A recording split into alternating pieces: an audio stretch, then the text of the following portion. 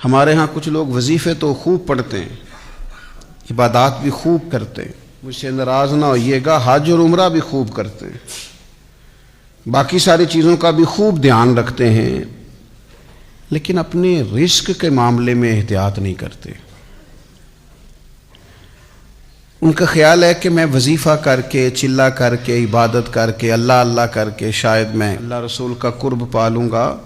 تو یاد رکھیے گا، اگر آپ نے وظائف خوب پڑھے ہیں، عبادات خوب کی ہیں، لیکن رزق کا خیال ہی نہیں کیا، تو یہ تو رکاوٹ پیدا کر دے گا سارے معاملات کے اندر، آپ تو آگے بڑھ ہی نہیں سکیں گے۔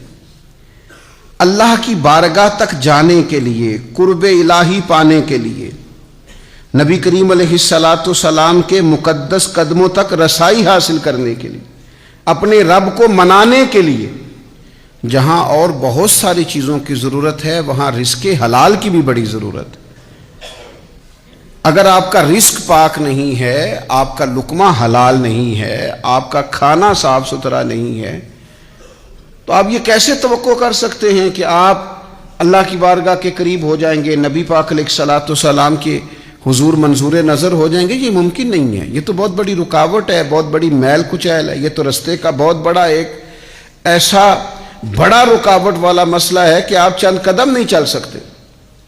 امام طبرانی نے روایت لکھی ہے، حضرت ابن عباس رضی اللہ تعالیٰ عنہ اس کے راوی ہیں، کہتے ہیں حضرت سعد بن ابی وقاص رضی اللہ تعالیٰ عنہ نے نبی پاک علیہ السلام کی خدمت میں عرض کیا، جناب سعد بن ابی وقاص نے عرض گزار ہوئے، یا رسول اللہ صلی اللہ تعالیٰ علیہ وسلم، میری ایک خواہش ہے، اور خواہش دیکھو کتنی عظیم اور کتنی اصیل ہے۔ حضرت سعد بن ابی وقاص رضی اللہ تعالیٰ عنہ عرض کرنے لگے، حضور میرا دل کرتا ہے کہ میں مستجاب الدعوات بن جاؤں، یعنی میں جو بھی دعا مانگوں میرا رب قبول فرمایا کرے۔ اس کو سمجھیے گا ذرا، یا رسول اللہ صلی اللہ تعالیٰ علیہ وسلم، دل کرتا ہے کہ جو عرض میں اپنے کریم کے حضور عرض کروں میرا مالک رحمت کر دے اور میری اس گزارش کو اپنی بارگاہ میں قبول کر لے، یعنی میں مستجاب الدعوات بن جاؤں، یہ میری دعا آپ قبول فرما دیں، اور اس کے بعد تو پھر لاٹری نکل آئی نا، یعنی تجھ سے تجھی کو مانگ کے میں نے مانگ لی ساری کائنات۔ یا رسول اللہ صلی اللہ تعالیٰ علیہ وسلم، ایک نسخہ چاہتا ہوں کہ میں مستجاب الدعوات بن جاؤں، میری دعائیں قبول ہوں۔ تو جب آپ یہ بن گئے تو پھر آپ جو مانگیں گے پھر تو آپ کے لیے دروازہ کرم کھل گیا۔ تو حضور کچھ بتائیں کہ میں ایسا کیا کروں کہ مستجاب الدعوات بنوں۔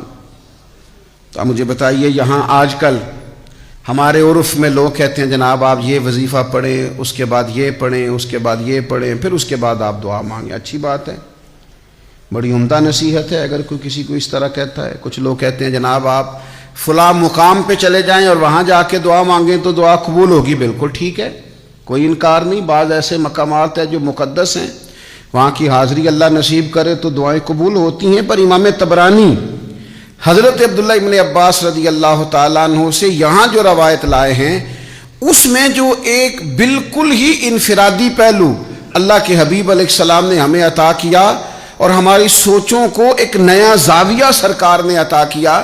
جناب سعد عرض گزار ہیں، حضور میں چاہتا ہوں میری جھولی اپنے رب کریم کے حضور جب بھی پھیلے مجھے گویا بھری ہوئی ملے، رحمت عطا ہو، کرم نصیب ہو۔ تو حضور نے وظیفہ بھی کوئی نہیں بتایا، چلہ بھی کوئی نہیں بتایا۔ اللہ کے حبیب فرمانے لگے آپ اپنے رزق کو پاک کر لیں، جو دعا مانگیں گے رب قبول فرمائے گا۔ بس آپ کھانے میں پاکیزگی کا خیال کریں، رزق میں آپ طہارت کے قائل ہو جائیں۔ آپ جب بھی کھانا کھائیں تو دیکھ لیں اس میں کوئی آمیزش نہ ہو لقمہ حرام کی،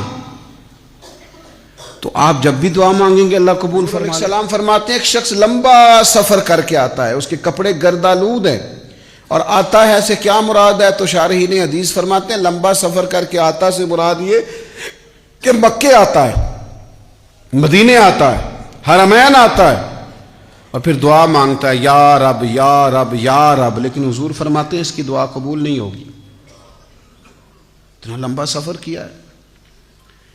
کپڑوں پہ گرد پڑی ہے، بڑی تکلیف برداشت کی ہے، حضور کیوں قبول نہیں ہوگی؟ تو حضور فرماتے ہیں اس لیے کہ اس نے جو کھایا ہے وہ بھی حرام پیسوں کا ہے، جو پیا ہے وہ بھی ناجائز پیسوں کا ہے، اور جو کپڑے پہنے ہیں وہ بھی اس کے لیے جائز نہیں تھے۔ تو یہ جو اس کے رزق کی ناپاکی ہے، اس نے اس سے اس کے رب کا رشتہ کمزور کر دیا۔ وہ کریم رب جو گناہگار سے گناہگار کی دعا بھی قبول کرتا ہے، اس کی قبول نہیں کرتا جس کا رزق پاک نہ ہو، جس کے رزق میں طہارت نہ ہو، جس کی روزی روٹی ناپاک ہو، اس کی دعائیں اللہ کے حضور قبول نہیں ہوتی۔